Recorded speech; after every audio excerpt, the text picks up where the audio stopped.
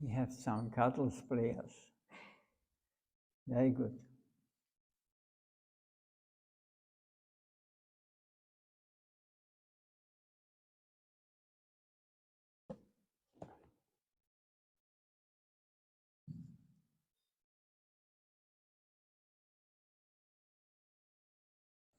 The day on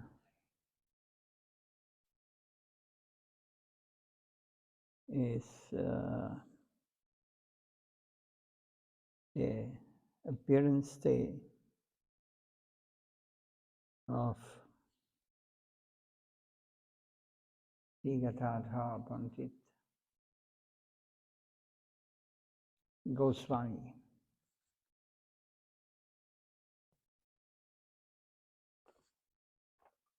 And we'll hear something about his glories and his position in the pastimes of the Lord Govinda.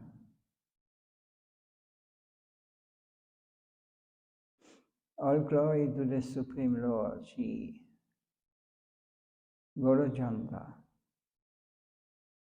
the Lord of Vaikuntha, the Lord of the spiritual world, the Vaikuntha. It's the plane beyond this mundane conception, mundane world. I just explain it because not everybody will understand when this is recorded. So all glory to Śrī Nityananda, the embodiment of devotional service. All glory to Śrī Gaurasundara, the beloved Lord of Śrī Advaita Acharya, and Srila Srivasa Thakur. He is the life and soul of Śrī Gadādhara Pandita and Śrī Jagadananda. He is also the life and soul of Śrī Paramananda Puri, the most precious treasure of Srila Swarup Damodar, the divine benefactor of Śrī Vakeshwara Pandita, and the enchanter of Śrī Pundarika Vidyamidhi. He is the dear master of Śrī Govinda. O Lord, kindly shower your merciful grants upon the conditioned souls. Śrī Nityananda roamed about in Navadvip with his associates, performing continuous kirtan. Thus he was always submerged in an ocean of bliss and prema bhakti. The Sankirtan groups' only devotional engagement was dancing and singing for the pleasure of Krishna. This is a very important point. The motivation, whatever we do, is not focused towards the Supreme Lord. For the pleasure of Him, whatever we do, whatever we think, we should always question us. Krishna, you want this, that I do this? Is this giving you pleasure, or is it only for my? You must learn to ask yourself. So engage in dancing and singing for the pleasure of Krishna. So they were all his eternal associates, what all the names we hear. Makasha Bandit, Sarvatamada, Śrī Pundarika Vidyamidhi, Śrī Govinda, all of them As in Gokula, Balaram went with his friends from house to house, bringing joy to all the residents. Similarly, Nityananda manifested the transcendental happiness of Gokula in Navadvip. So Gokula means the pastimes when he performs, he comes to this world. Or Gokula, yeah, this Vrindavan, Bhoma Vrindavan. Balaram is most dear, very near to him. He became his brother there, his elder brother. So the same activities he performed in the Lila or in the pastimes of Krishna, he now performs these pastimes in Navadvip. He appears again in Kali Yuga with Lord Gauranga. Gauranga is Krishna, Father Krishna. And Nityananda is Balaram. They never separate. So Nityananda, so Balaram went with his friends from house to house, bringing joy to all the residents. Similarly, Nityananda manifested the transcendental happiness of Gokula in Navadvip. One day, the Supreme Lord Nityananda Prabhu intensely desired to meet Śrī Gadādhara. Thus he begged leave from Sajimatam and proceeded down Śrī Nilacharapuri. By the divine arrangement of Sri Chaitanya, Nityananda's associates were constantly relishing the holy name, qualities and pastimes of Sri Chaitanya. Thus always experienced the greatest ecstasy. They exhibited spiritual symptoms like roaring, shouting, dancing, weeping, etc. Always singing the glories of the Lord. The entire way from Navadvip, they arrived near Nilacharapuri after a few days.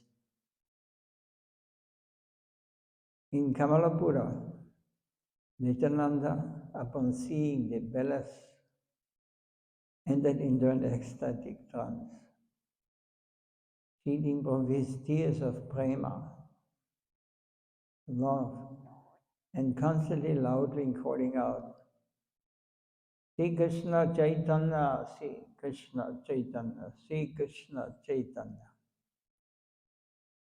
The Lord sojourned in a flower garden for a few days. So who can know the mind of Nityananda other than Supreme Lord, Sri Krishna Chaitanya? Sri Chaitanya, upon hearing about the arrival of Nityananda, immediately left alone for Ekeshvara and found him in a deep bliss of meditation. Goda Sundar began to recite beautiful various verses in glorification of Nityananda as he continuously circumambulated Nityananda, who was still deeply steeped in meditation. Whosoever hears the verses that emanated from the transcendental mouth of Gaurachandra will surely develop love and attachment for Nityananda.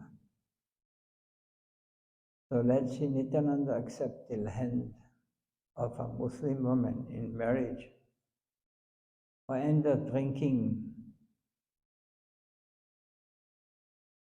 then his lotus feet remain worthy of worship of Lord Brahma. So Sri Chaitanya continuously chanted this verse. In a state of sheer ecstasy, went around Sri Nityananda. This was Nityananda's nature.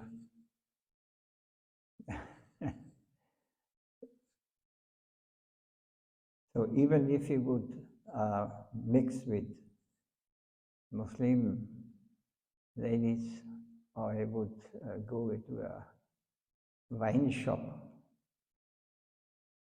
he is always worshipable to Brahma. Because Nityananda is no other than Krishna himself. It is his first expansion. There's no difference. For his pastimes, he manifests different characters. And Nityananda, Balaram, Lakshman, so many, they are eternal, belong to his family.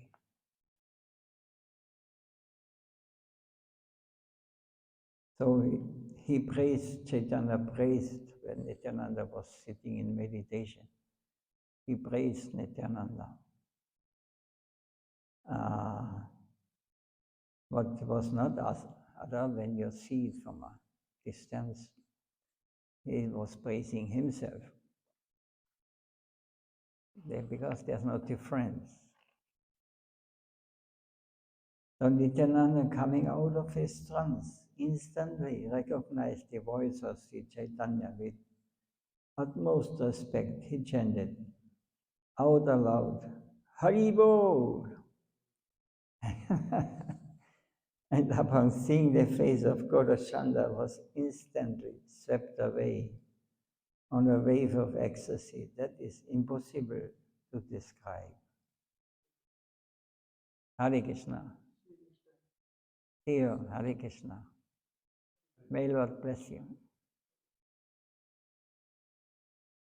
Roaring like a lion.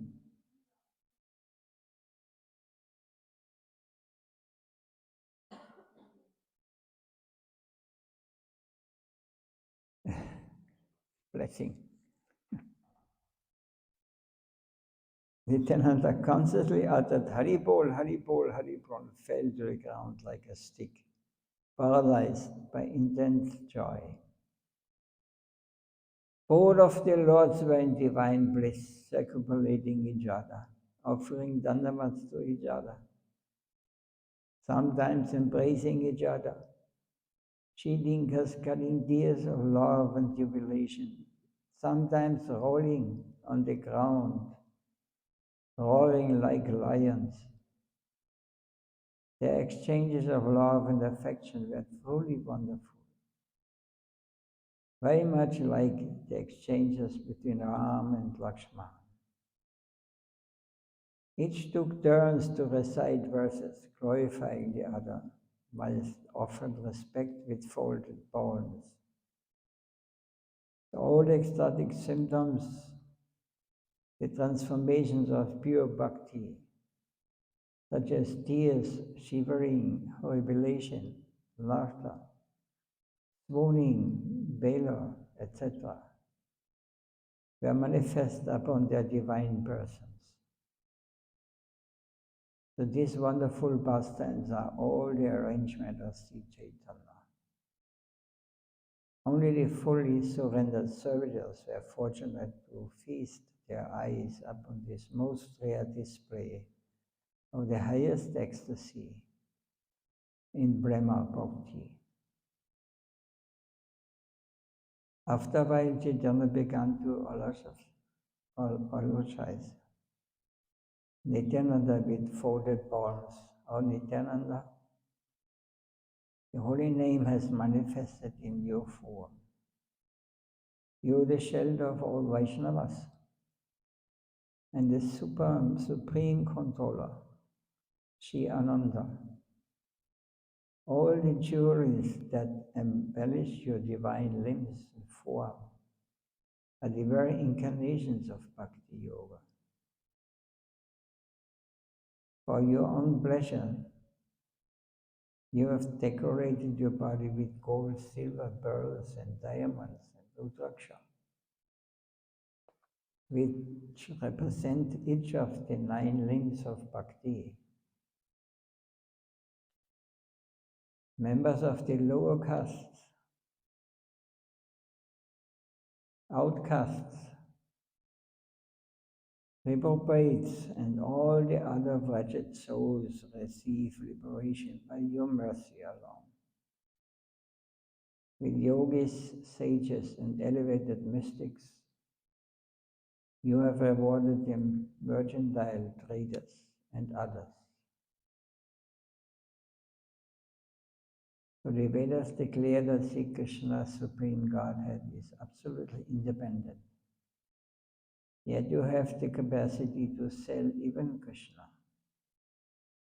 Who can fully fathom your unlimited potencies? For you are the divine embodiment, the incarnation of Krishna Rasa. When you become inebriated with the nectar of Sankirtan, you are oblivious to the phenomenal world. No other words emanate from your transcendental mouth, except descriptions of the wonderful qualities of Sri Krishna. Sri Krishna always resides in your heart, and your body is his pleasure abode. Therefore, whoever loves and respects you will certainly never be pushed away by Sri Krishna. Thereafter, Nityananda began to speak with great humility. My Lord, you being the Supreme Lord, are glorifying me out of your love and affection, just like a guardian for his ward and devotee. Thus you are Bhakta Vatsala, the lover of your devotee. You are free to act in any way you deem fit, whether you choose to circumambulate or for obeisance, beat and reprimand or protect. Actually, who knows your mind? What remains unknown or unseen to your mystic vision? You are the supreme controller of the mind and life air of everyone. You are the supreme master. I simply execute your desires. First, you made me accept the life of an ascetic mendicant. Then you made me give it up. You instigated me to carry the cowherd's cane, lasso, root, flute, and horn thereby. I have given up the renounced order. You have instructed your most favored devotees to take up a life of austerity and bhakti yoga. Yet by winning me away from the renounced order that befits a sage, you have made me look ludicrous in the eyes of common man. I am simply your puppet dancing to your tune. You are the supreme judge, holding the balance. Punishment and grace are in your hands.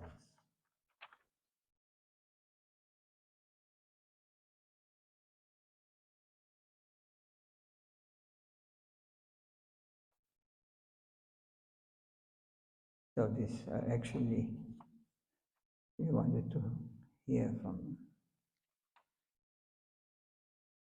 Radha, but was this the right chapter?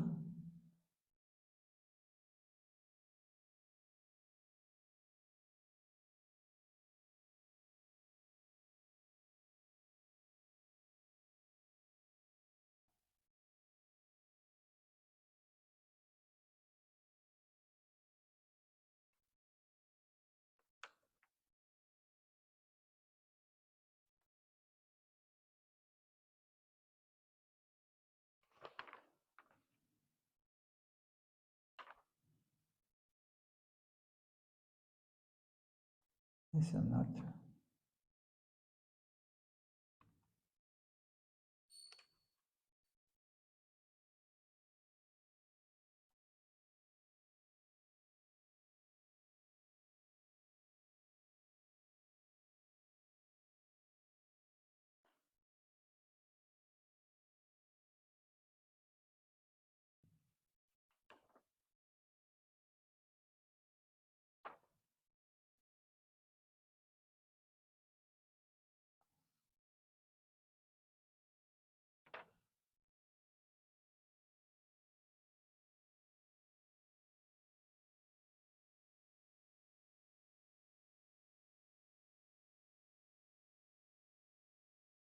I don't know why this chapter is called Pastime of Nityananda, of Gadadhara.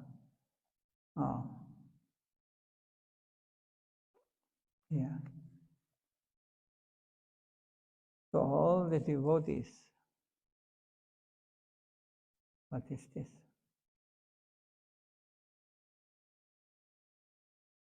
Oh, maybe I found some, because it is only 10 minutes of something we have left. The wonderful affection shared between Nityananda and Gadadhara Pandita can be described only by the Supreme Lord Himself. The home of Śrī Gadādhara was blessed by the presence of the deity of Govinda, the Lord of the Gopis.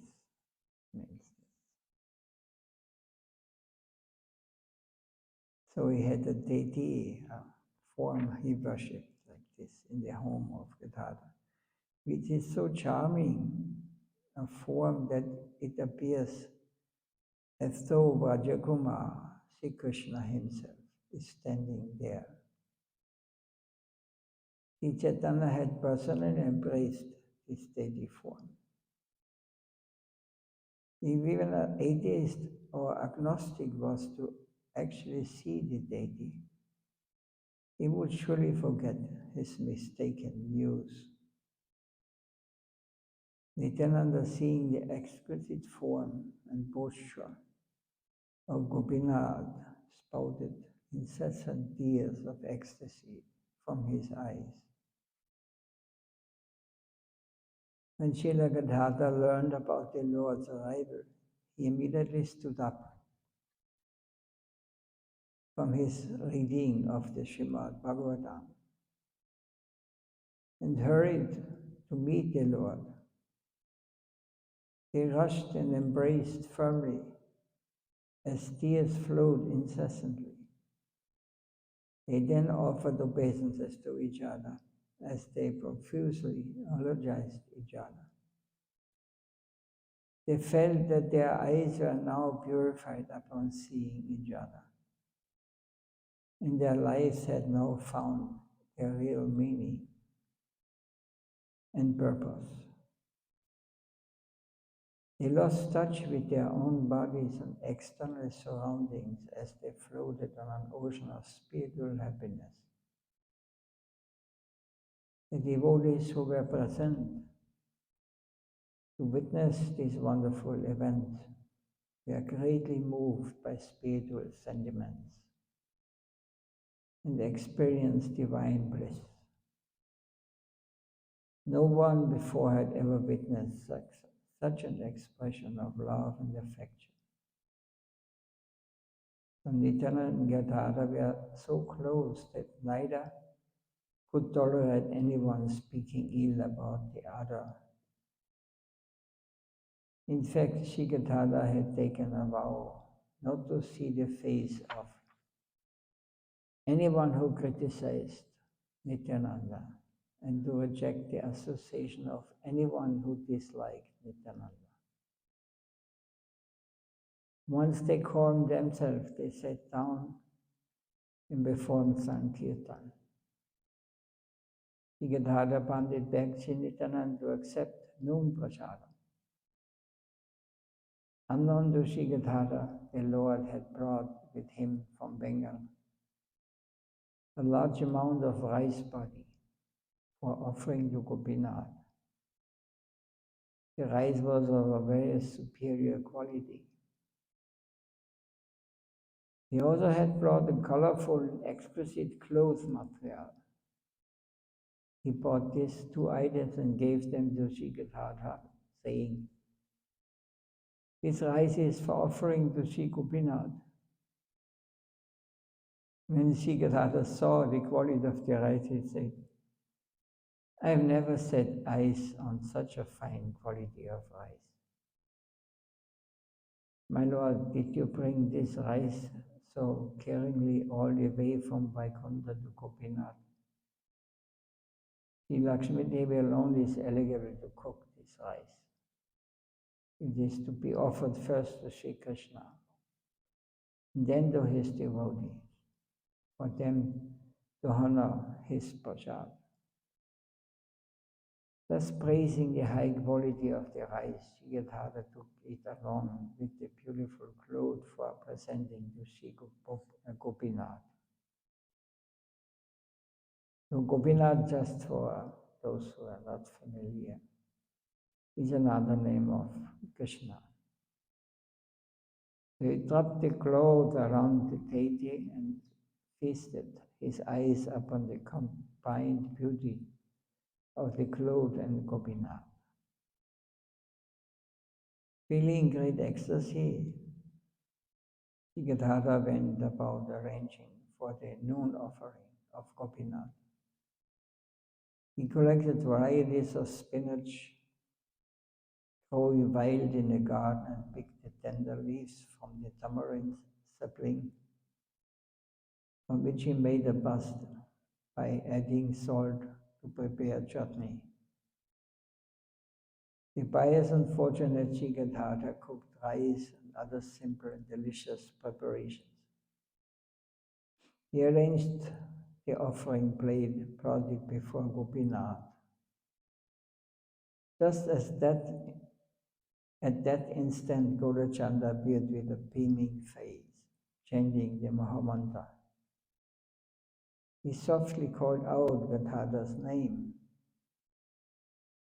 who was then overwhelmed with spiritual emotion and began to offer prayers to the Lord with great respect. Smiling winningly, Gaurachandra said, "My dear Gadadhara, I am not invited to the feast. I am not invited to the feast. I am not a stranger to you or Nityananda. If you refuse me, then I will take the prasadam by force. I certainly will not pass up this rare opportunity to take prasadam, which has been brought by Nityananda, cooked by you, and offered to Gopinath." So both Nityananda and Gadadhara were ecstatic. Gadadhara brought a plate of prasadam and placed it before Gaurachandra, and the aroma from the rice spread all over the temple premises and garden, and Gaurachandra repeatedly praised the rice and instructed Gadadhara to divide the rice into 3 equal portions, as he desired to honor prasadam with his Nityananda and Gadadhara. When they also sat down, Gaurasundar began to glorify the cooking, saying, "The aroma from this rice is sure to reward anyone with bhakti." What an expert cook you are. What did he cook? Spinach, put a little salt in, and plain rice.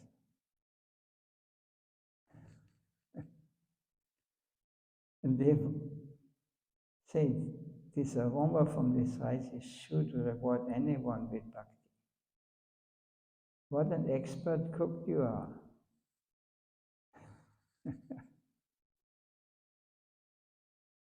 I have never had such a delectable spinach preparation. You're the best of cooks and have made a unique item with tamarind leaves, which requires great skill. Now I'm sure that you are also cooking in Vaikuntha. Now that this secret is out,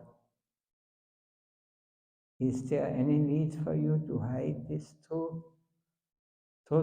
any longer?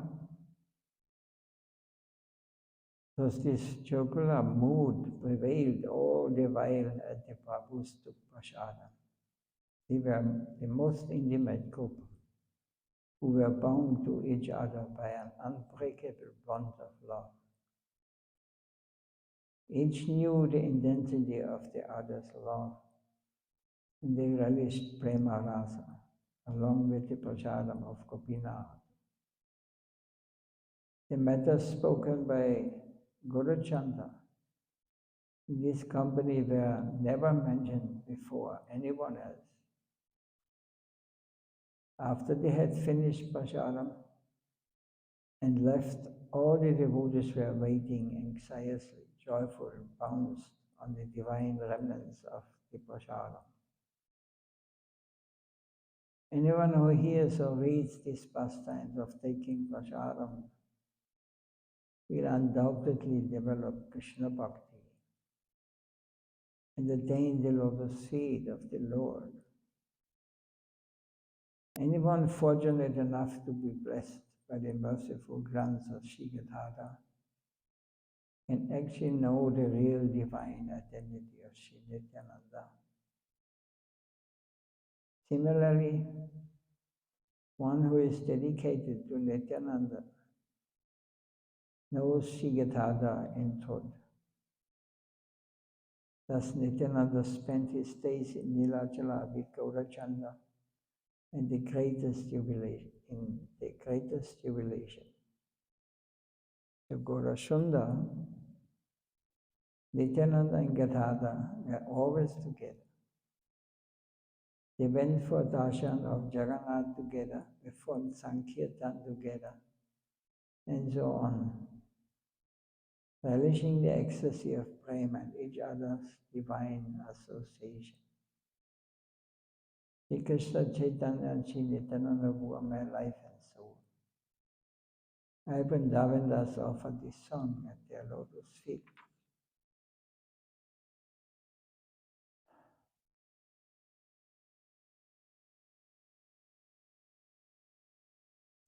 These are the pastimes of the Lord, and this is the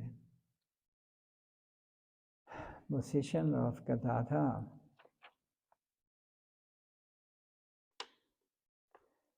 Later it will more intimate be described in Chaitanya Charitamrita. The real position of Gadadhara. If one wants to read, it's very confidential and very deep, very beautiful.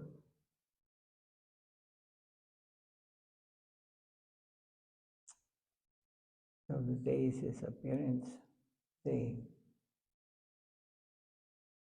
They are hopeless to understand, but by the mercy of Nityananda and Gauranga and Gurudev, we may get some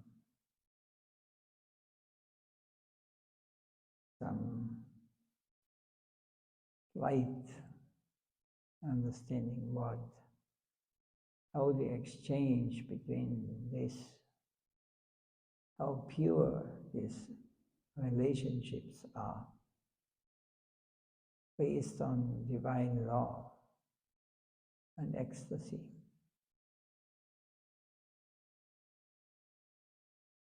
This is unknown to the world. So,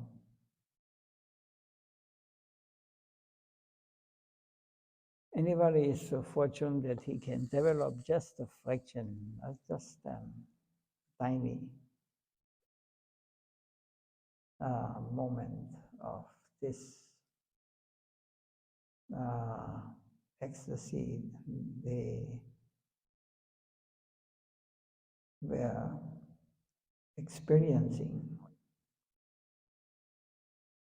we would immediately leave everything what we know. It would become without any meaning to us. Whatever experience we have in this material world, we would just see this is garbage. How can I enjoy garbage?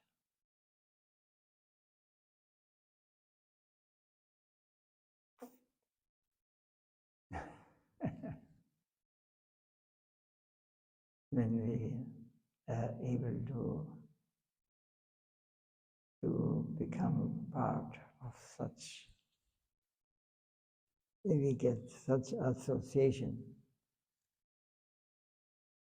and the mercy of the Lord, Nityananda, Gauranga, Gadādhara. Any question or anything to say on?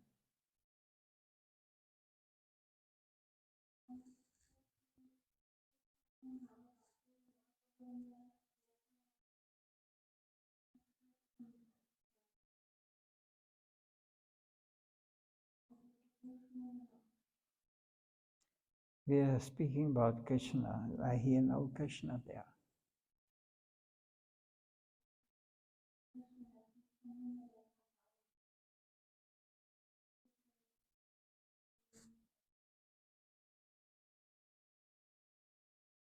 They're speaking about us. We should speak about the Lord.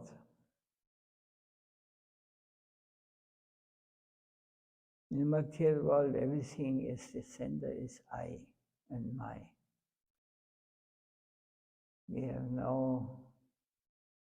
in the material world, there's no one interested to give something without expecting something in return. And the main point is nobody respects me, nobody this and that. I want to be in center. What is the difference between a devotee? Anybody? We can make a quiz.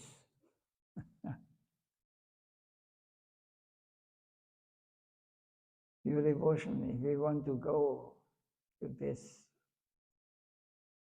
I want to associate with such personalities, high realized souls, like when they appeared in Mahaprabhu's pastimes, then we have to give up this. I am complete insignificant. I am nothing. But he is everything.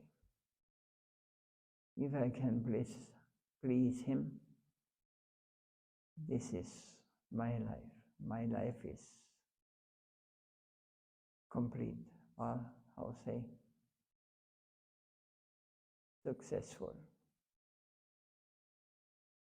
Otherwise, I am wandering in this world, life after life.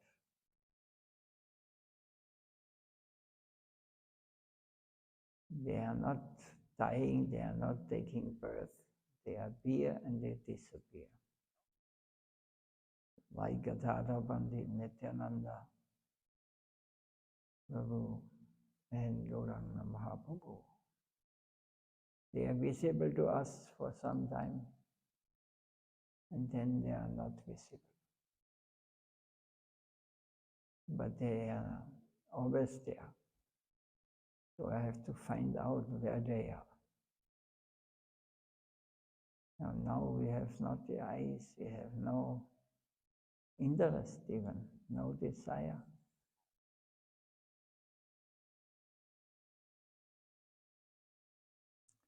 This is material disease. Because so many desire in this world that we don't want to experience this ecstasy and happiness in the transcendental plane.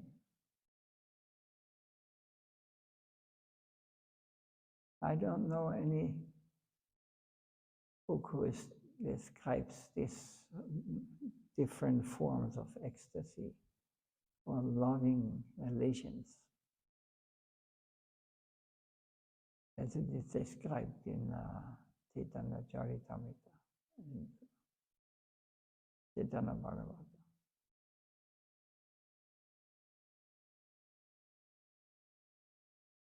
This is because nobody knows about these things.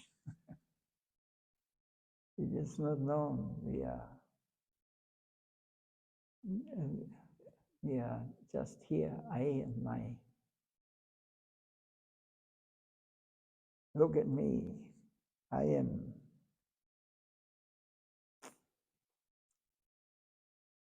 I am so important. I am so great. But nobody recognizes me.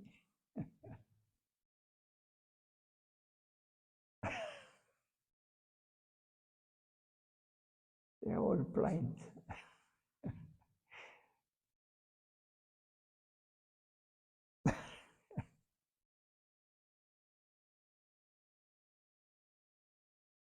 First you have to understand we are foolish and ignorant.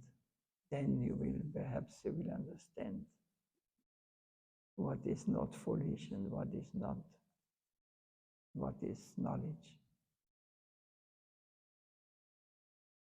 Because if you think you know what is knowledge and you are the right one in every,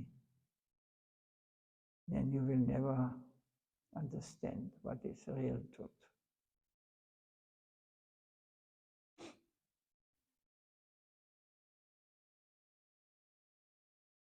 Śrī Gadādhara Pandita Maharaj Babhugi Jai. Tiya Vipavam Mahamotsava Śrī Gadādhara Pandita Goswami Maharaj ki Jai.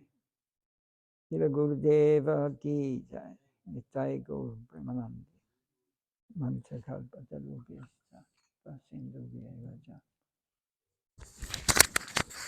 Vaishnavabhyo Namo Namaha.